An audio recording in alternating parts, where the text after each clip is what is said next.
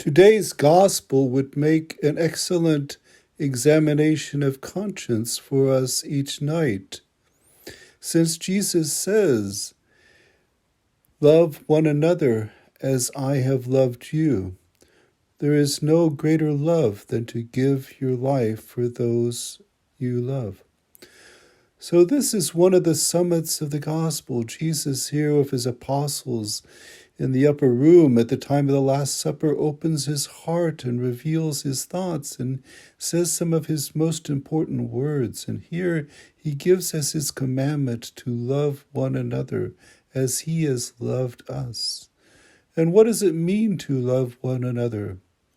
Doesn't it mean to want what is best for them, what is best for them in their lives, and that they be in a good place with themselves and with God and with others? And so we desire we desire what is best for them, and we express our love for them in this way. So it is good at each evening to look back over the day and think, have I been negative in my thoughts about different people, and can I now wish what is good for them in their lives? And maybe people who are preoccupying or getting on my nerves, and I should redirect that and recorrect that and say, yes, I truly desire what is best for them. I have a generous and giving heart, and I want what is best for them.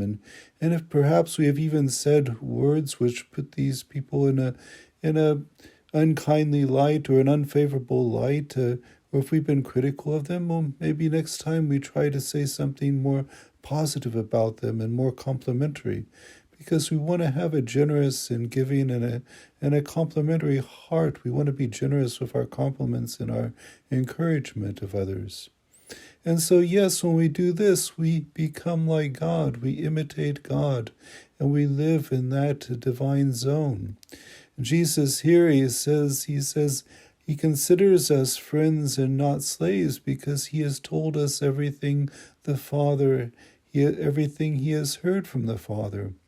So you see, it's really very simple. We have a tendency to make it complicated, but if we make it simple and say, no, we're called to be loving beings, we're called to be generous, giving, loving beings, and that draws us into the divine-like life. That draws us into a godly life, and we become more like God, and we have that vision, we have that understanding of what it is to love as Jesus has loved us. And so it's really very beautiful, and it's really very simple.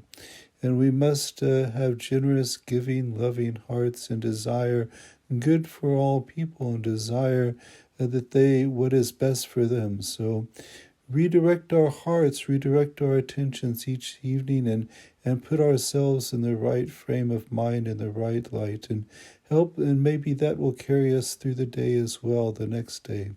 And we can become those contemplative people who remain in God's love and live our lives through that love, because we are truly the children of God, the children of a God who gave himself up for us on a cross and died and gave himself so totally for each and every one of us.